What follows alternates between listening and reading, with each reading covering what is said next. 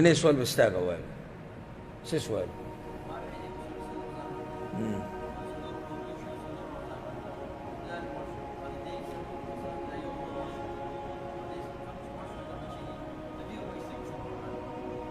یو سړی دی د هغه څلور بچي دي هغه څلور ونه ودونه کړي د هغوی هم بچي دي او د څلورو هلکانو د پلار مړ شو پلار لا شتي او په زامنو کې یو مړ شو او بیا وروسته پلار مړ شو اوس دا نوسي راپاسي وایي چې زمونږ په دغه مال کې برخه ده ځکه چې زمونږ پلار خو هم د دې دریو کسانو ورورو زمونږ د دې ترونو ورورو نو ده پکې برخه رسي او که نه الجواب په میراث کې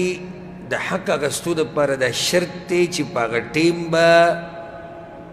هغه میراثخور ژوندی میراثخور به څه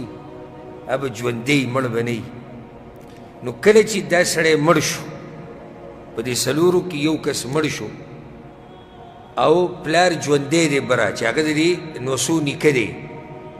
نو لا میراث دته راغلی نه دی نو نوسي څه غواړي نو دوی ته برخه نه میلاویږي یعنی شریعت کې دوی څه حصه نشته ها په دوو حالاتو کې ورته حصه میلاویدی شي یوه چې دې نیکه وصیت کړی لکه د مال په درېیمه حصه کې وصیت کړی چې دا به زما دې نوسو له به ترې ورکوي خیال هم دی که نه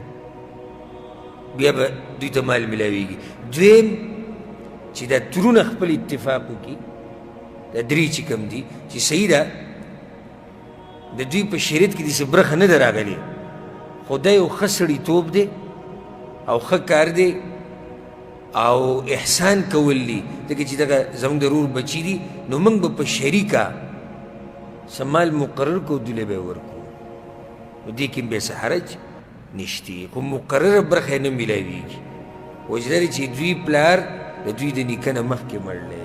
ورسېدی بګر والله اعلم په دې باندې به اکتفا وکړو انشاءالله باقي چې کوم سوالات پاتې شو دا به پر روان درس کې پوره کوو یا پر روان نشست کې الله دې موږ پوه کړي په قرآن او حدیث باندې هذا والله اعلم وصلى الله وسلم على نبينا محمد وعلى آله وصحبه اجمعين